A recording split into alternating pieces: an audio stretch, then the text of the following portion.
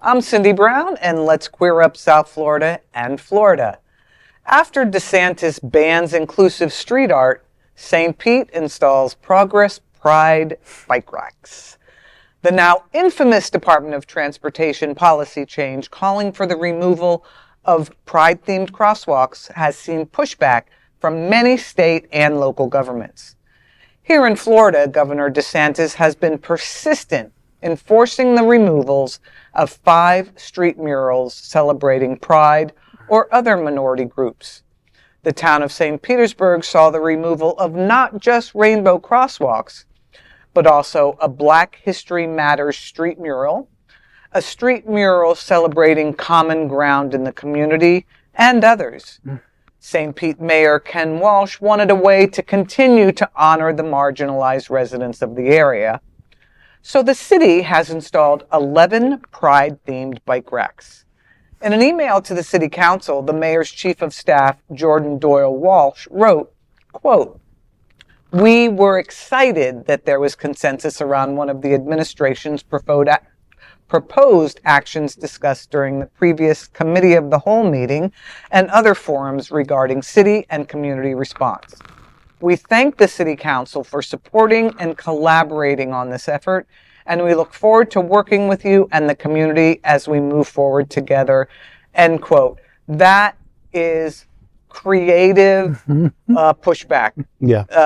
They did the same thing in Miami Beach. They dug up the crosswalk. Right. So now you go down Ocean Drive, there's no crosswalk, but there are Pride banners on the light poles. You know, I was born in St. Pete, and I'm very proud of the mayor and what the city council has done.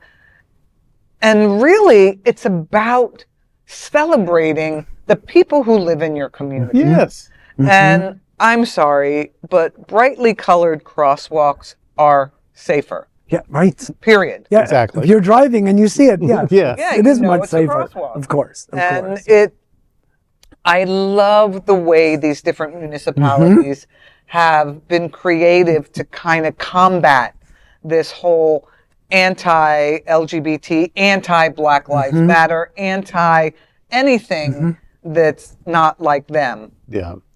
But, and I always say this, that it's annoying. Like, yes, our state government is problematic, and our national government right now is problematic.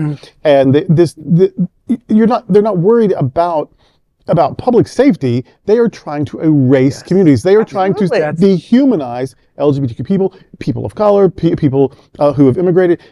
This is an intentional way of trying to erase whole groups of people. But here's the thing about these horrible people doing these horrible things. They didn't come rushing in tanks.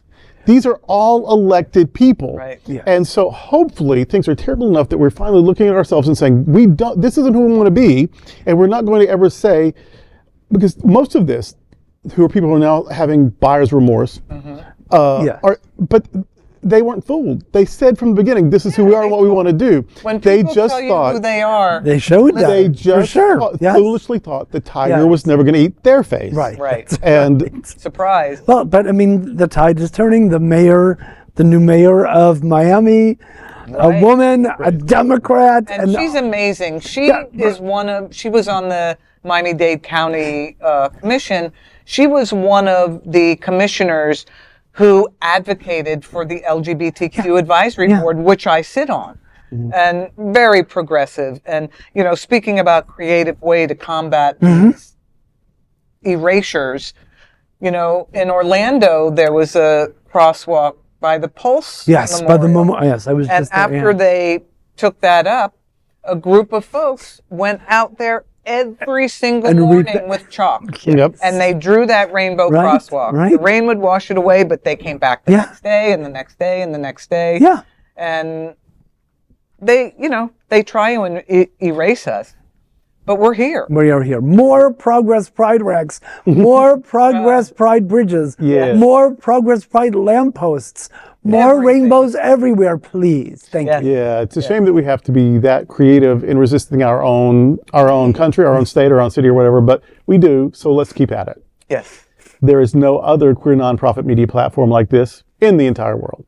Support our LGBTQ stories by sharing them and subscribing to Queer News Tonight.